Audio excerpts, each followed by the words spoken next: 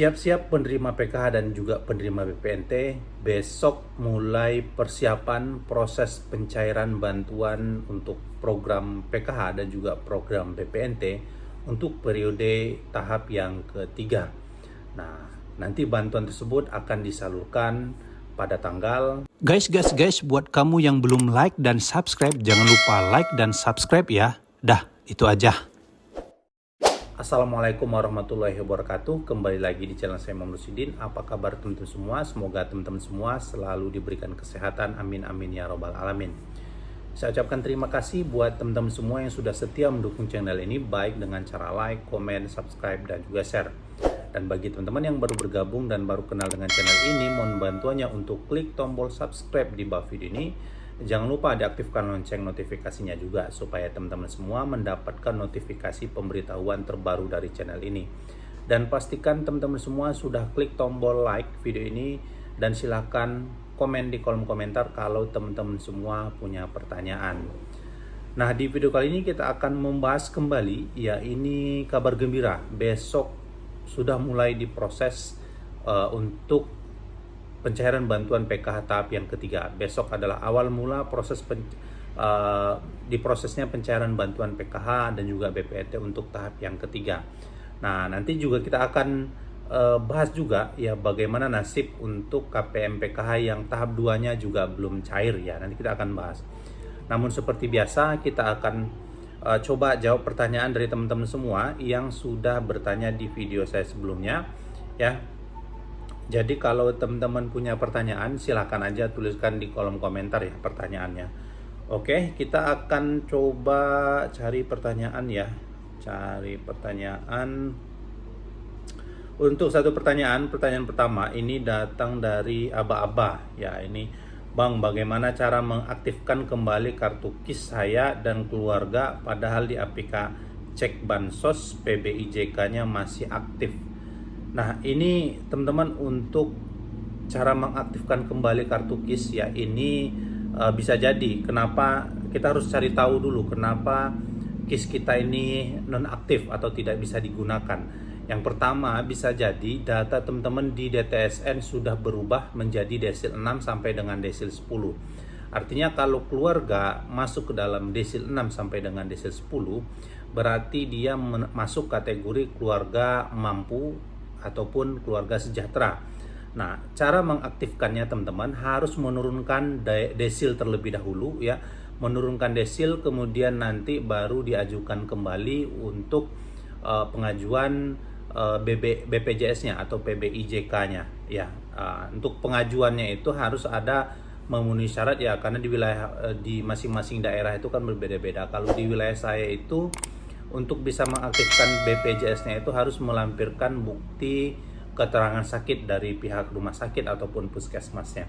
Nah, ini harus dicari tahu dulu apa penyebab nonaktifnya. Cara mengetahuinya teman-teman bisa melakukan pengecekan di operator 6NG. Nah, ini ada di desa, ya, ada di kelurahan ataupun ada di dinas sosial kabupaten kota di wilayah masing-masing ya teman-teman. Jadi teman-teman harus cek dulu status PBIJK-nya ini sudah nonaktif karena masuk ke desil 6 sampai dengan 10 atau memang ada yang bermasalah di situ. Nah, kalau masuk desil 6 sampai dengan 10 harus menurunkan desil dulu, baru bisa nanti mengaktifkan kembali BPJS KIS-nya ini melalui prosedur yang saya sebutkan tadi. Oke. Kemudian pertanyaan yang kedua ya, Bang, untuk bantuan penebalan, apakah kami yang tahap 2 kemarin belum dapat bantuan penebalan akan dapat di tahap 3? Nah, jadi untuk bantuan penebalan memang ini hanya diberikan hanya satu kali saja, satu kali penyaluran saja, yaitu untuk periode bulan Juni dan juga Juli itu sudah disalurkan pada bulan Juli akhir kemarin. Untuk bantuan penebalannya hanya satu kali saja, jadi nanti tidak ada lagi bantuan penebalan untuk tahap yang ketiga. Tapi kalau di tahap 2 kemarin teman-teman belum menerima bantuan penebalan dan masuk ke dalam data Burekol tahap 2, ini kemungkinan besar akan tetap menerima bantuan penebalannya. Tapi untuk hanya 1 kali saja ya untuk periode tahap yang kedua kemarin. Jadi tidak di tahap 3 itu nanti tidak ada bantuan penebalan lagi. Oke, teman-teman, kita akan masuk ke topik utamanya terkait besok adalah persiapan dimulainya pencairan bantuan PKH yang tahap yang ketiga. Ini berdasarkan surat edaran dari Kementerian Sosial ya.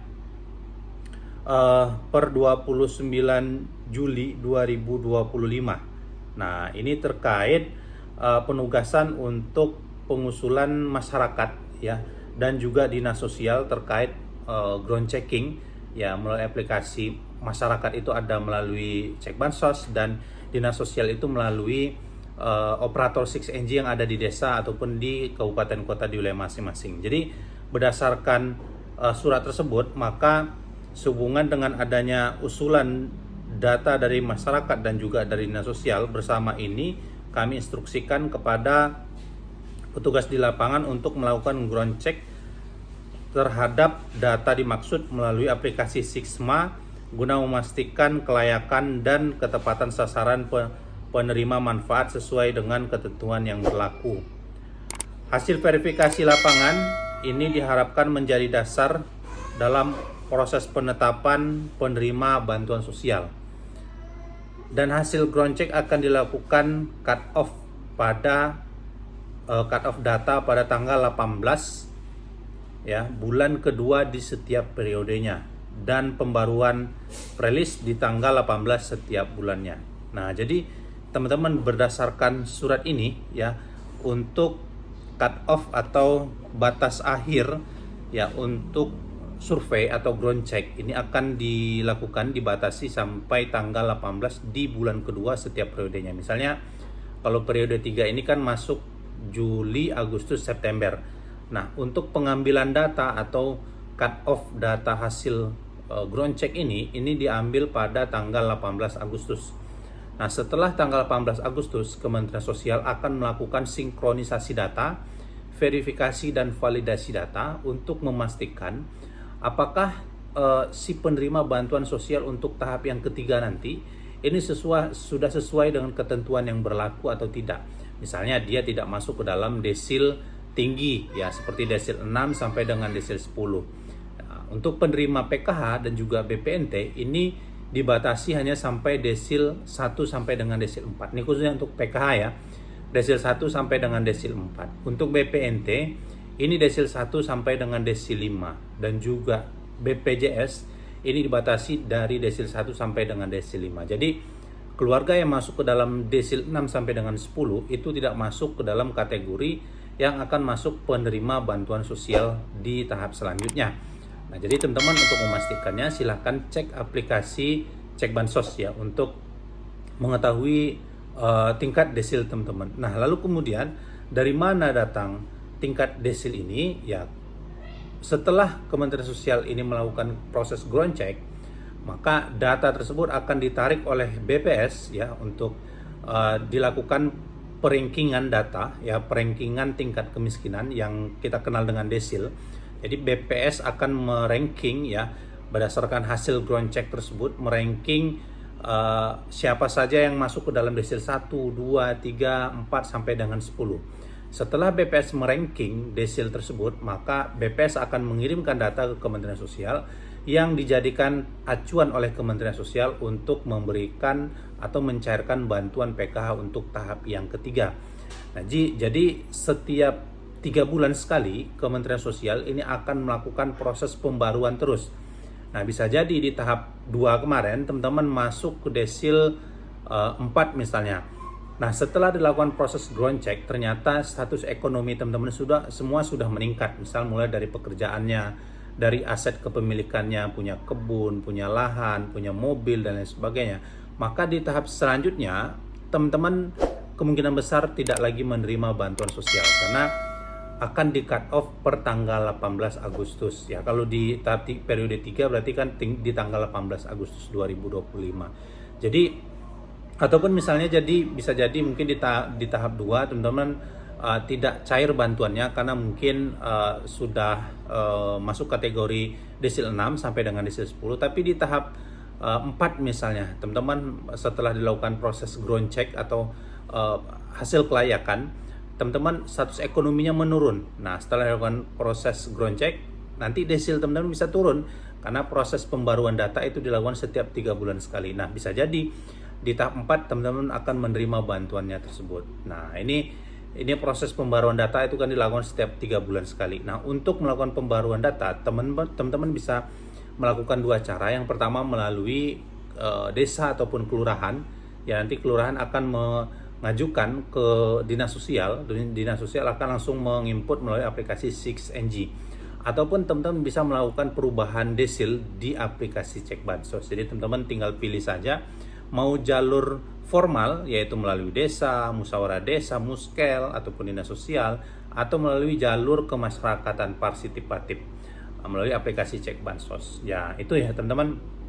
Jadi di tanggal 18 ini sudah akan dimulai proses pencairan bantuan PKH tahap 3. Mudah-mudahan di minggu ketiga atau minggu terakhir bulan Agustus atau paling lambat itu di minggu pertama bulan September, bantuan tersebut sudah cair ya ke dalam rekening teman-teman semua.